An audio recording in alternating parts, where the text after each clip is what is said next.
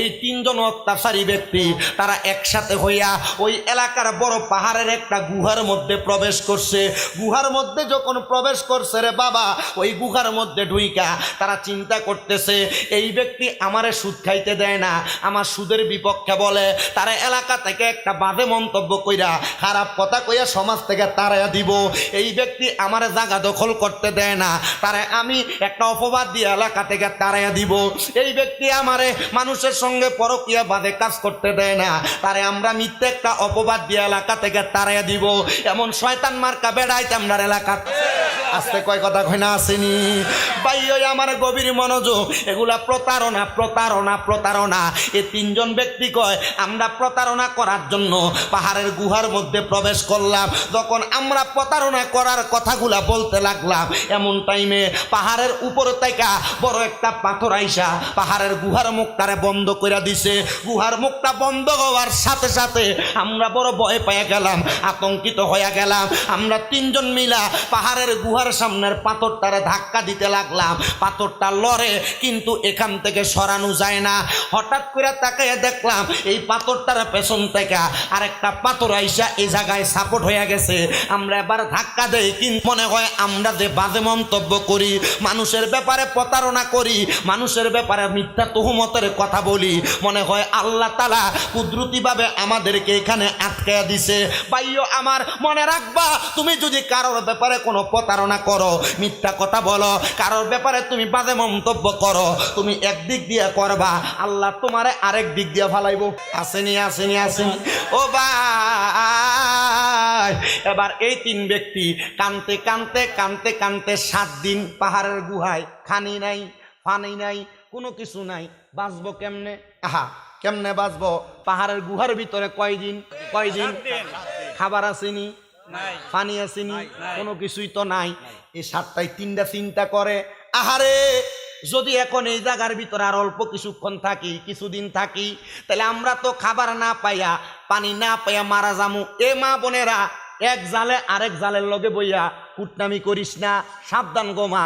এক জালে আরেক জালের লগে কথা কইয়া নন্দের ব্যাপারে জামাইয়ের কাছে লাগাইস না, সাবধান। এক জালে আরেক জালের লগে কথা বইলা শ্বশুর শাশুড়ির ব্যাপারে লাগাইস না, সাবধান। মাগো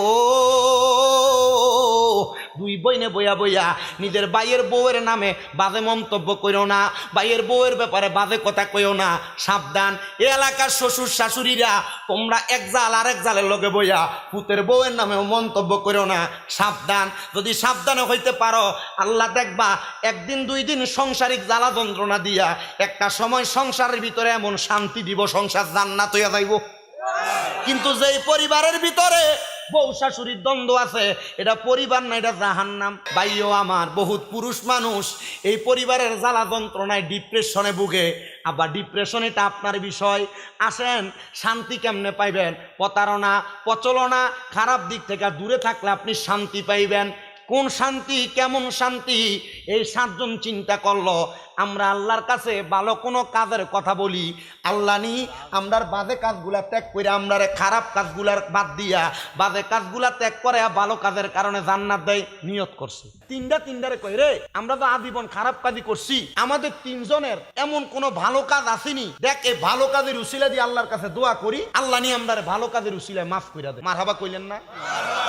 সে ডাক দিয়া কয়, আমার কাম হইল, আমার একটা ওঁট ছিল, আমি ওঁটটার দুগ্ধ দোহায়া আমার মারে খাওয়াইতাম, এরপর আমার সন্তানরে খাওয়াইতাম, আমার স্ত্রীরে খাওয়াইয়া থাকলে আমি খাইতাম। ও ভাই, আমার ভালো কামটা কি জানোনি?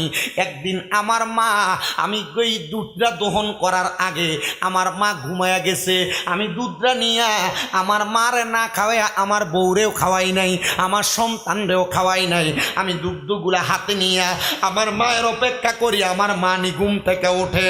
এই অবস্থার ভিতরে আমার স্ত্রী ঘুমায়া গেছে, সন্তান কান্না করতে করতে পেটের ক্ষুধা নিয়ে ঘুমায়া গেছে। আমার মা যখন সকালবেলা ঘুম থেকে উঠছে, আমার মা ঘুম থেকে ওঠার পরে রে আমি এই উটের দুধটা আমার মারে খাওয়াইয়া, যেটা বাকি ছিল আমার স্ত্রী সন্তানরে খাওয়াইছি। আমার এইটুকু আমি বলতে পারি, আমি আমার সন্তান স্ত্রী পুত্রের আগে আমি আমার মারে গুরুত্ব দিছি, মারে সম্মান করছি, মারে ইজ্জত করছি। আমার আল্লাহ চাইলে হয়তো আমারে এইটার কারণে মাফ করতে পারে, এছাড়া আমার আর কোনো বালা কাম নাই। এমন টাইমে যখন এই বালা কামের কথা বলছে, পাহাড়ের গুহার ভিতরে কয়টা পাথর আইসা ঢাকনা দিছে, 3টা পাথর। এর মধ্য থেকে এই বালাকাদের উসিলা দিয়া যখন দোয়া করছে, আমার আল্লাহ কুদরতি ভাবে একটা পাথর পাহাড়ের গুহার মুখ থেকে সরাইয়া দিছে। জোরে জোরে কন্যা সুবহানাল্লাহ। তোমার খেলা চমৎকার, দোস্তরে কান্দাইয়ারে তুমি মিলাইছ বাজার রে, প্রেমের খেলা খেলছো দয়াল রে, ও দয়াল খেলছো চমৎকার।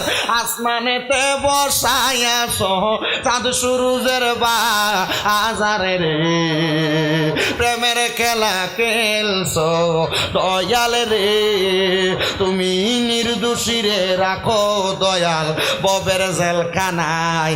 আবার অপরাধ করিয়া কেহ ঘুরে সর্বদায়, হাকিম হইয়া হুকুম কর, পুলিশ হইয়া ধর,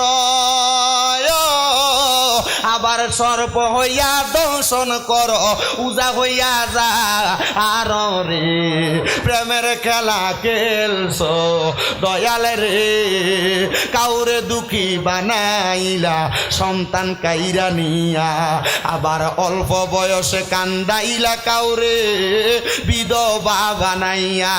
এই জগতে খেলছো তুমি আজব রঙের খেলা, আরে সকাল বেলার ধনী আমি ফকির সন্ধ্যা বেলা রে, প্রেমের খেলা খেলছো দয়াল রে, কাউরে দিলা কোটি টাকা একটা সন্তান নাই, আবার কাউরে দিলা 10টা সন্তান থাকার জায়গা নাই, আরে কাউরে দিলা কোটি টাকা একটা সন্তান নাই, আবার কাউরে দিলা 10টা সন্তান থাকার জায়গা নাই। আছে না এমন? আল্লাহর কুদরতের খেলা কেউ বুঝে না রে। ওই বালকাদের উসিলা দিয়া দোয়া করছে, আল্লাহ তুমি আমরা এখান থেকে বাঁচাও, আর কোনোদিন গুনাহ করতাম না, প্রতারণা করতাম না, মানুষের সঙ্গে বেঈমানি করতাম না। সাথে সাথে 3 পাথরের 1 পাথর সইরা গেছে। ওই ব্যক্তি ডাক দিয়া বলেন, এবার তোমরা দুইজনের এমন কোন ভালো কাজ আছে নাকি? বলো যে ভালো কাজের কারণে আল্লাহ আমরা এখান থেকে বাঁচাইবো। একজন ডাক দিয়া কয়, ভাই অন্য কোনো ভালো কাজ নাই, একটা ভালো কাজ আছে। বলে কি ভালো কাজ? বলে আমার একটা চাচাতো বোন ছিল যার চেহারা বড় সুন্দর, আমার চাচাতো বোনের চেহারা বড় সুন্দর, ওই সুন্দর চেহারাওয়ালা বোনটার প্রতি আমার একটা লালস ছিল, আমার একটা আক্রোশ ছিল। যদি আমি তার সঙ্গে মিলিত হইতে পারতাম, মেলামেশা করতে পারতাম, খারাপ সম্পর্ক করতে পারতাম। তো হঠাৎ করে একদিন রাত্রবেলা আমার ওই চাচাতো বোন আমার কাছে আসছে কিছু দেরহাম নেওয়ার জন্য হাওলাত হিসেবে। আমি আমার চাচাতো বোনকে বললাম, যদি তুমি আমার কাছ থেকে এই দেরহামগুলা নিতে চাও, তাহলে তোমার চেহারা সুন্দর, আমি তোমার সঙ্গে মেলামেশা করব, এটার বিনিময়ে তুমি আমার কাছ থেকে দেরহাম পাইবা। আমার চাচাতো বোন আমারে ডাক দিয়ে বলছে, ভাই আমার দেরহামটা দাও, আমি কর্ম সম্পাদন করে আরেকদিন তোমার সেই সুযোগ প্রদান করব। আমি তার সঙ্গে খারাপ মেলামেশা করার শর্তে দেরহামগুলা তার হাতে তুলে দিলাম। হাতে তুলে দেওয়ার পর সে তার কর্ম সম্পাদন করে পরের দিন রাত্রবেলা আমার কাছে আসছে তার লেওনা দেওনা মিটিয়ে দেওয়ার জন্য। আমি তারে হাতগুলার মধ্যে দইরা আমি তারে ধাক্কা দিয়ে আমার থাকার বিছানার মধ্যে শোয়া ফেললাম। সে এমন আতঙ্কিত, তার চোখগুলা দিয়া বায়া বায়া পানি পড়তেছে, আমার দিকে তাকায়া রইছে। আমি যখন তার সঙ্গে খারাপ মেলামেশা করব, তার দিকে যখন আমি চোখ বাড়াইলাম, হাত বাড়াইলাম, এমন টাইমে আমার চাচাতো বোন দুইটা হাত জোর কইরা ডাক দিয়া কয়, ভাইও ও ভাই, আপনি একটু আল্লাহরে ভয় করেন না। আপনি যদি আল্লাহরে ভয় করেন তাইলে আপনি মনে হয় আমার সঙ্গে এই মেলামেশাটা করবেন না, খারাপ কাজটা করবেন না।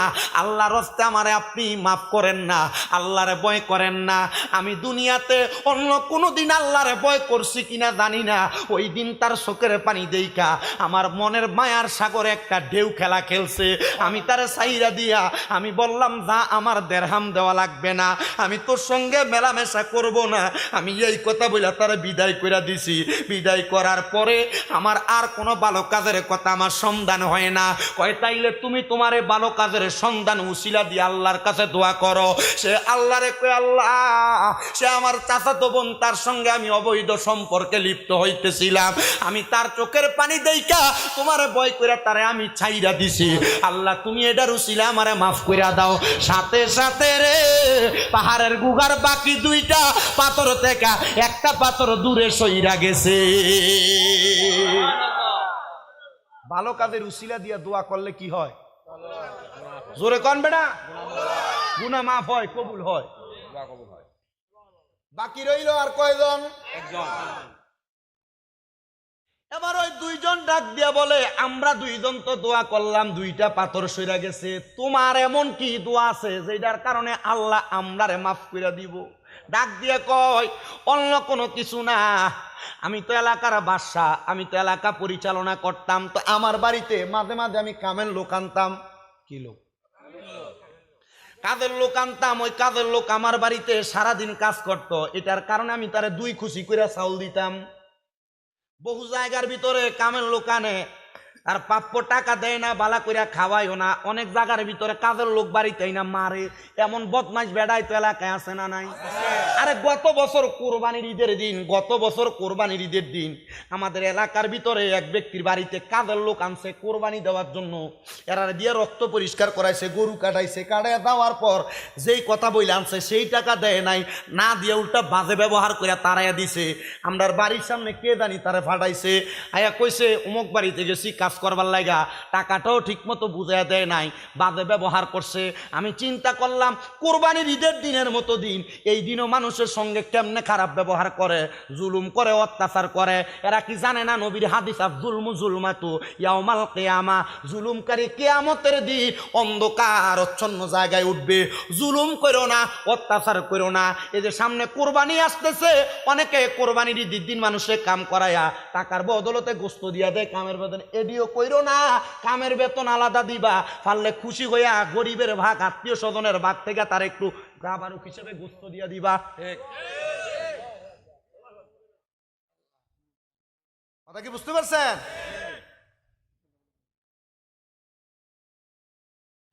আমার মুসলমান ইমানদারেরা, সে বলে আমার বাড়িতে একদিন একটা কাজের লোক আসছে, সে আমার বাড়িতে টানা 1 মাস পর্যন্ত কাজ করছে, তার পরিবার আওলাদ কেউ নাই। আপনাদের কি কষ্ট হইতেছে? আপনি মনে করেন না যে আমি শুধু এই কথাগুলা বইলা চলে দিতেছি, এগুলার কোনো শিক্ষা নাই। প্রথম যে ব্যক্তির কথা বললাম, এটা শিক্ষা হইলো বউ সন্তানের চাইতে আগে গুরুত্ব দিবেন কারে? দ্বিতীয় ব্যক্তির কথার গুরুত্ব এবং এটা থেকে শিক্ষা হইলো দুনিয়াতে যত বড় গুনাহ করতে জানে, গুনাহ করার আগে ভয় করবেন কারে? এর থেকে আপনি কি ভালো ওয়াজ শুনতে চান? আর যদি কন যে বলে হুজুর এর থেকে ভালো ওয়াজ, তাহলে আপনার মসজিদের ইমাম সাহেব এর থেকে ভালো ওয়াজ করে, আপনাদের মসজিদে যে খতিব সাহেব এর থেকে ভালো ওয়াজ করে। কারণ খতিব সাহেব প্রত্যেক জুমায় এক এক বিষয়ে কথা কয়, এক ওয়াজ করে না, এক এক জুমায় এক এক বিষয়ে কথা বলে। যদি ওয়াজ শুনে হেদায়েত হইতেন তাহলে মসজিদের ইমাম সাহেবের ওয়াজে হেদায়েত হইতেন। কি গোলাম রাব্বানী সাহেব চিন্নি কি একটা বিলাতি মানুষ, মাশাআল্লাহ, বুড়ো হয়ে গেছে, চেহারা মাশাআল্লাহ ঠিক আছে না? আরেকটা যাই দিত, হে আবার যাই দিলে টেহা লাগবে। আল্লাহ কবুল করো, আমিন কন। হ্যাঁ, সিরকুটের গোলাম মারহাবা আল্লাহ গোলামিতে কবুল করে জোরে কোন আমিন। আরে নবীর প্রেমে দেব সাঁতার, নবীর প্রেমে দেব সাঁতার, রহমতের সাগরে গোলাম জেনে নেন গো নবী আপনারই দরবারে, গোলাম জেনে নেন গো নবী আপনারই দরবারে। নবীর প্রেমে দেব সাঁতার, নবীর প্রেমে দেব সাঁতার, রহমতের সাগরে গোলাম জেনে নেন গো নবী আপনার দরবারে, গোলাম জেনে নেন গো নবী আপনারই দরবারে। কত জন যাই দলে দলে সোনার মদিনায়, মন আনন্দে ঘুরে বেড়ায় সোনালি রোজায়। বলেন কত জন যাই দলে দলে সোনার মদিনায়, আয় মন আনন্দে ঘুরে বেড়ায় সোনালি রোজায়। জিজ্ঞাসিলে বলে তারা, জিজ্ঞাসিলে বলে তারা, প্রাণটা শীতল হয় রে গোলাম জেনে নেন গো নবী আপনারই দরবারে, গোলাম জেনে নেন গো নবী আপনারই দরবারে। নবীর প্রেমে দেব সাঁতার, নবীর প্রেমে দেব সাঁতার, রহমতের সাগরে গোলাম জেনে নেন গো নবী আপনারই দরবারে, গোলাম জেনে নেন গো নবী আপনারই দরবারে। কত সুন্দর সোনালি রওজা সোনার মদিনায়, আশিক গনে দেখে তাদের প্রাণটা জোড়ায়। কত সুন্দর সোনালি রওজা সোনার মদিনায়, আশিক গনে দেখে তাদের চোখটা জোড়ায়। আমরা সকলে আসে কানে, আমরা সকল আসে কানে, যেতে মনটা চাই রে আমরা সকল আসে কানে, যেতে মনটা চাই রে গোলাম জেনে নেন গো নবী আপনারই দরবারে, গোলাম জেনে নেন গো নবী আপনারই দরবারে। তাহলে গুনাহ করার আগে ভয় করবেন কারে? হারাম খাওয়ার আগে ভয় করবেন কারে? আল্লাহরে ভয় করলে হারাম খাইবনি, গুনাহ করবনি, সুদ খাইবনি, পরের হক খাইবনি। ও বাবা সাবধান হইয়া যাও, এগুলা কইরো না। এবার ওই 3 নাম্বার ব্যক্তি কয় আমার কাজ ছিল, আমি দুনিয়ার জমিনের ভিতরে লোকটারে 1 মাস কাজ করাইছি, প্রতিদিনে যদি 2 খুশি করে চাউল দেয়, 1 মাস 30 দিনে কয় খুশি? 60 খুশি চাউল আমার কাছে জমা। আমার কাজ যখন শেষ হইয়া গেছে, আমি তারে 60 খুশি চাউল নিয়ে তারে বুঝাইয়া দিতে গেলাম। সে ডাক দিয়া কয় বাদশা আপনি যে আমার চালগুলা বুঝাইয়া দিতেছেন, আমার এই চালগুলা এখন দরকার নাই, আমি আমার চাউলগুলা আপনার কাছে আমানত রাখলাম। কি রাখছে? তোমার মা বাপ মরে গেছে, তোমার বইনের সম্পদ তোমার কাছে আমানত হিসেবে আছে, বুঝাইয়া দিছ না। তোমার বড় ভাই মরে গেছে, তোমার কাছে আমানত হিসেবে আছে, বুঝাইয়া দিছ না। তোমার কাছে কেউ টাকা জমা রাখছে আমানত হিসেবে, বুঝাইয়া দিছ না। মনে করছো বাচ্চা যাবা গা? আমানতের খেয়ানত যারা করবে, রসুল পাক সাল্লাল্লাহু আলাইহি সাল্লাম বলছে আমি তাদের দিকে ফিরা তাকাবো না, উম্মত বলে স্বীকার করব না, আল্লাহ তাদের দিকে ফিরা তাকাবেন। আমানতের খেয়ানত করবেন না, করা যাবে না, বড় সাবধান। আবার বহু এলাকার ভিতরে খবর পাওয়া যায় মসজিদের টিও বলে ভাঙ্গিয়া খায়ালা সেক্রেটারি।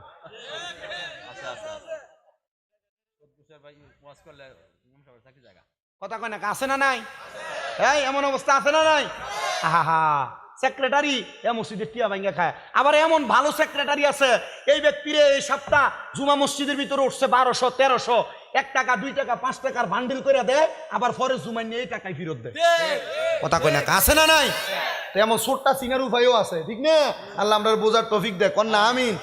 আব্বা এগুলা হয় ওই এলাকায়, যে এলাকার ভিতরে সভাপতি মসজিদের বানায় সুদ করে, সেক্রেটারি বানায় গোশ করে, এলাকার মসজিদের পরিচালনা কমিটি এবার সর্দার বানায় সুদ করে আর গোশ করে। কথা কন ঠিক কিনা? এমন অবস্থা সমাজে আছে না নাই? এবার আসে কিটারে সুরে সুরে কয় এত দুঃখ রাখবো কোথায়, রাখার জায়গা নাই, আমাদেরই কপালেতে শান্তি বুঝি নাই, আমাদেরই কপালেতে শান্তি বুঝি নাই, সুদে গাছে সুদে গুসা জীবন কাটে পরে রাজনীতি, এমন লোক হয় বুঝি মসজিদের সভাপতি, মাদ্রাসার সভাপতি। আছে না নাই? চা দোকানে বৈশায় আবার বিড়ি সিগারেট খায়, আমাদেরই কপালেতে শান্তি বুঝি নাই, আমাদেরই কপালেতে শান্তি বুঝি নাই। মক্কাতে যাই হজ করেতে লাগাই হাজি সাহেব, চা দোকানে বৈশা হাজি টেলিভিশন চাই, হাজি চা দোকানে বৈশা হাজি। আমি এই কথা বহু জায়গাত কইছি, বলে যে কথায় কথায় মিলে। এই কথাটা কে জানি লেখছে আমি জানি না, তবে ভালো লেখছে, ঠিক না? আছে না এমন অবস্থা? আল্লাহ ইটা থেকে আমরা হেফাজত করতে আমিন কয় না কিরে? আরো মহাব্বতে কন্যা আমিন। ভাইও আমার গভীর মনোযোগ অন্তরের কানটা লাগে শোনেন, আলোচনাটা বয়ানটা শ্রবণ করার চেষ্টা করেন। আমার বাজান গভীর মনোযোগ দেন। এবার ওই ব্যক্তি বলে আমি তার 60 কেজি 60 পোয়া চাউল আমার কাছে রাইখা দিছি, কারণ সে আমার কাছ থেকে নেয় নাই, দিয়া গেছে আমানত। কি আমানত? আর কোনোদিন খেয়ানত করা যাবে না। আমার কাছে আমানত রাখার পরে আমার ওয়াজটা শেষ, তো একটু কষ্ট করে একটু বন্ধ রাখো, আমি আমার সিস্টেম হইলো আমার ওয়াজ অবস্থায় স্টেজে ওঠা বসা নামা চলাফেরা এগুলো আমি করি না। দিয়েন না, আমার কষ্ট দিয়েন না, আমি শেষ করতেছি অল্প কিছুক্ষণ। আমরা আসেন, এই যে দেখেন মোটামুটি 1.5 ঘন্টা হয়েছে আমি ওয়াজি করি, দেখছেন না? হোসেনপুর কতক্ষণ করছি? 1 ঘন্টা 20 মিনিট। এরপরে মিলাদ ক্যাম্প করে আমি মুনাজাত দিয়ে দিছি। আমি অল্প কিছুক্ষণ এই কথাটা বইলে এরপরে আমানতদারিতা, কারণ আমি ওয়াজের ভিতরে 10টা বিষয় কথা বললাম আর আপনি আমল করলেন না, এই ওয়াজ দিয়ে লাভ হইব? আমি আপনার 3 বিষয় কথা বলে যাই। এর আগে তরিকতের যে ফানাফিল্লা বাকাবিল্লার কথা বলছি, এগুলো আলহামদুলিল্লাহ। এরপরে উম্মতের 3 উদাহরণের কথা বলছি, আলহামদুলিল্লাহ। মা বাবার খেদমতের কথা বলছি, আলহামদুলিল্লাহ। এখন যে 3 ব্যক্তির উদাহরণে 3টা জিনিস পাইবেন: 1 মা বাবার গুরুত্ব দেওয়া, 2 আল্লাহরে ভয় করা, 3 নাম্বার এটা একটু দেখেন আমানতদারিতা কি বুঝাই দেখেন। এ ব্যক্তি বলেন আমি তার চাউলগুলা আমার কাছে রাখলাম, কিন্তু 1-1.5 মাস হওয়ার পর চাউলের ভিতরে কেরি ফোকে ধরেনি, ওই চাউলগুলার ভিতরে পোকা ধরছে, কিন্তু তারে আমি আমার পুরো এলাকাতে তালাশ করে সন্ধান করে পাইলাম না। আমি চিন্তা করলাম চাউলগুলা যদি নষ্ট হয়ে যায় তারে আমি কই থেকে দিব? এই নষ্ট চাউল নিয়ে আমি তারে ফেরত দিব। আমি এই চাউলগুলা বাজারে বিক্রি কইরা আমি এই চাউলের টাকা দিয়া একটা ছাগল কিনছি। কি কিনছে? ছাগল কেনার পরে এই ছাগল লালন পালন করতে করতে অনেকগুলা ছাগল হইছে। আমি চিন্তা করলাম এতগুলা ছাগল লালন পালন করা সম্ভব না। আমি এবার আমার জায়গার মধ্যে ছাগলগুলা বিক্রি করে একটা গরু ক্রয় করছি। এই গরুটারে লালন পালন করতে করতে অনেকগুলা গরু হইছে। এই গরুর টাকা দিয়া এই গরু লালন পালনের জন্য একটা রাখাল রাখছি, একটা ঘর বানায়া গরুগুলা ঘরের মধ্যে লালন পালন করছি। এমন টাইমে যখন অনেকগুলা গরু হয়ে গেছে, ওই ব্যক্তি কাজের লোক সে আমার কাছে আসছে, আইসা ডাক দিয়া কয় বাদশাহ আমার যে চাউলগুলা ছিল চাউলগুলা আমারে ফেরত দেন।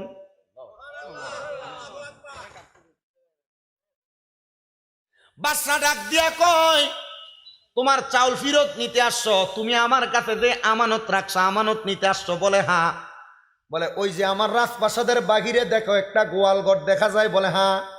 এই গোয়াল ঘরে প্রবেশ করো। এই গোয়াল ঘরের মধ্যে প্রবেশ কইরা যতগুলা গরু আছে এই গোয়াল ঘর সহ গরু লালন পালনের রাখাল সহ তুমি নিয়ে যাও।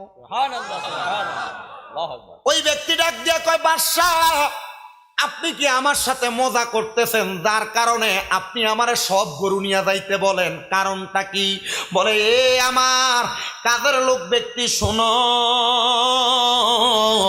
আজকে থেকে অনেক বছর আগে তুমি আমার কাছে চাউল রাখছো, ওই চাউল তো এতদিন থাকবে না, পোকায় ধরার কারণে আমি চাউলগুলা বিক্রি করে ছাগল কিনছি।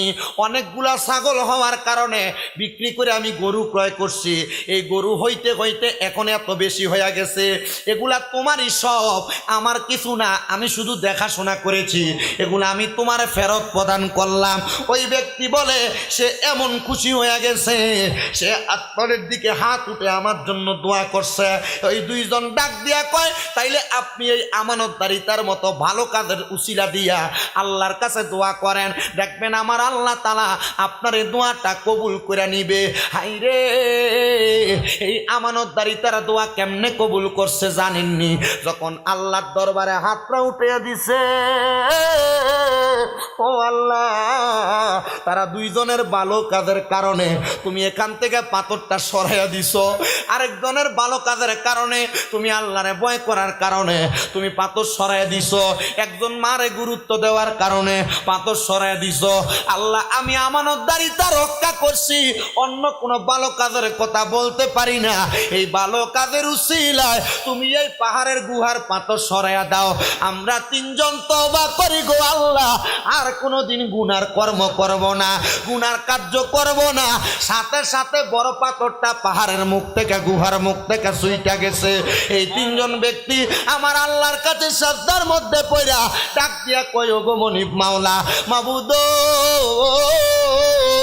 ও দয়াল আল্লাহ, আমরা আজকে তওবা করলাম, ভালো কাজের কারণে যদি একটা গুহা থেকে তুমি আমরারে মুক্তি দিতে পারো, আমরা যদি একটা ভালো কাজ কইরা এই গুহা থেকে মুক্তি পাইতে পারি, আমাদের বিশ্বাস আছে আমরা যদি সারা জীবন ভালো কাজ করি জাহান্নামের অতল গহ্বরের গুহা থেকে বাঁচতে পারবো। আল্লাহ এখন থেকে আর গুনাহ করতাম না, আর গুনাহ করবে না। কারণ এরা চিন্তা করছে একটা ভালো কামের কাজে যদি পাহাড়ের গুহা থেকে আপনারা মুক্তি করতে পারেন, আল্লাহ আপনি দয়ার ভান্ডার, আপনি চাইলে আমরা সারা জীবন ভালো কাম করলে আপনি আমাদেরকে পাহাড়ের গুহা না জাহান্নামের গুহা থেকে বাঁচাইবেন। মারহাবা। আজকের মাহফিল কি জাহান্নামে যাইবার লেগে বানাইছেন? কি লেগা? জোরে কয় না কি লেগা? জান্নাতের লেগা। আল্লাহর কাছে দোয়া করবেন আজকের মাহফিলে বইয়া হারাম কাজ, বাজে কাজ, খারাপ কাজ যেই কাজ করলে গুনাহ হবে এমন কোন কর্ম আমরা করব না। কথা কন না করব। আল্লাহ আমাদেরকে হেফাজত